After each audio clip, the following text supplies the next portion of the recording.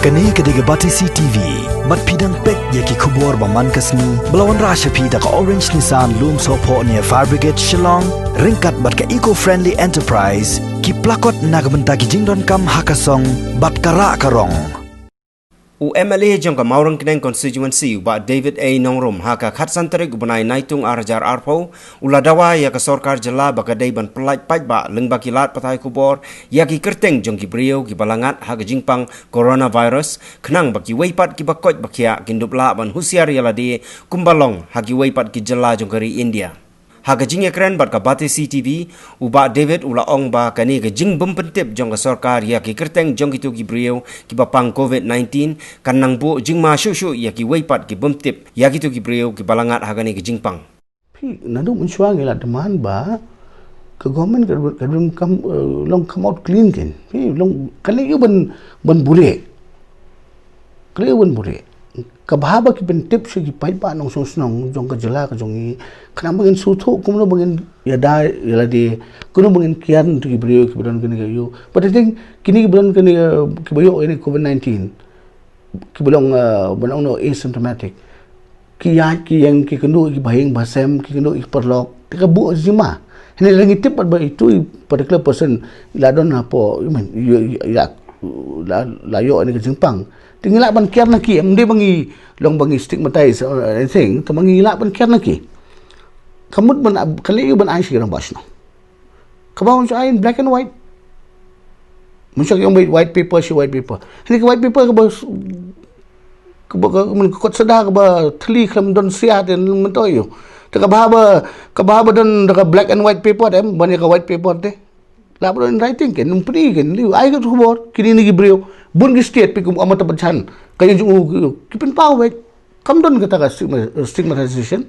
man ki case bami man kasni kini ban ai shaki kumfisia ki print and electronic media people should know ki brio dim tem mono bayo ini ka Jepang kana bangin sutho kumno bangin ya dai la deru kan kumata subo ngayo mga mata kanum yo tho gi bahing basem bahing sam jeng gimtep ngali sing jongki nenga yu te automatically I'm nga transmit ikani ka Jepang MCQ pat de menta kum gitu ki kinong ya tho ki bele ya tho sa phuingot kum no kham pas ki rong ki gilet kum no kham pas ki wan rong bang te sa phuingot menta kani ka case bagi ka bakiu ru kani lemba gitu ki nong ya tho to BSF la ya ka jong